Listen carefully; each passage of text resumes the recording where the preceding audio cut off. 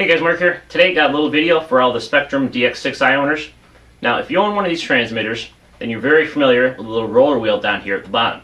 Now if you don't own one of these transmitters, let me tell you about this little roller wheel. Now the roller wheel does two things. It'll sense when you scroll left to right, and it also senses when you press down. Now when you press down on this roller wheel, you always press down on only the upper portion of the roller wheel. The reason being is, well, that's where the switch is that senses when you press down on the roller wheel. But also on the bottom of the roller wheel is a very little plastic nub that comes off and sits inside a sensor that senses when you're going left to right. So if you press down on the bottom portion and you break that nub off, well, now it's no longer going to sense when you scroll left to right. And that means you're going to either have to send your transmitter back to Horizon Hobby and have them fix it, or what you can do is you can go ahead and get this really cool CNC aluminum upgraded roller wheel from eStar-C, and that way you'll never have to worry about breaking that roller wheel again. But if you haven't broken the roller wheel, I think if you've ever listened to me, listen to me now, go ahead, buy the roller wheel now, install it, that way you'll never have to worry about breaking this roller switch. Because in my opinion, it's only a matter of time before this little nub breaks off of this, especially if you use this for a lot of different helicopters or airplanes, and you're constantly using the roller switch, because you can't adjust anything or select anything on this transmitter without using the roller wheel. So if you're using it a lot, you know, being very, very small in plastic, it's going to get worn, it's going to weaken up, and it's going to snap off.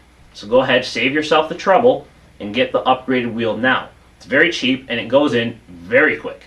So now I just wanted to make a little video, or show you a little video, of how quick it is and how simple it is to install the roller wheel.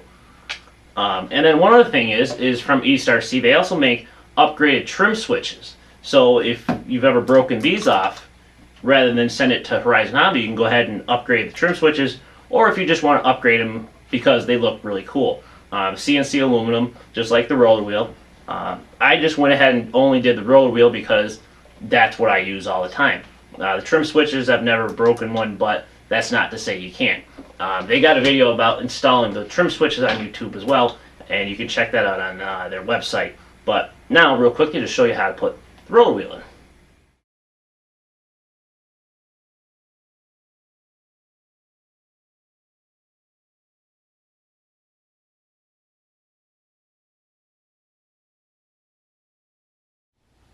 Alright, to get started with this little upgrade here, what you want to do is go ahead and take your batteries out, and then you've got 6 screws that you got to take out. You got one here, 2 up here, 1 over here, and 1 down here. And you go ahead and take those screws out, and then you can go ahead and take this back off. Now, I'm just going to be using the original packaging from my DX6i for this video, but I actually find this was easier to do on my lap. So, just something to think about. But after you take those screws out, you can go ahead and very carefully pull the cover up and back.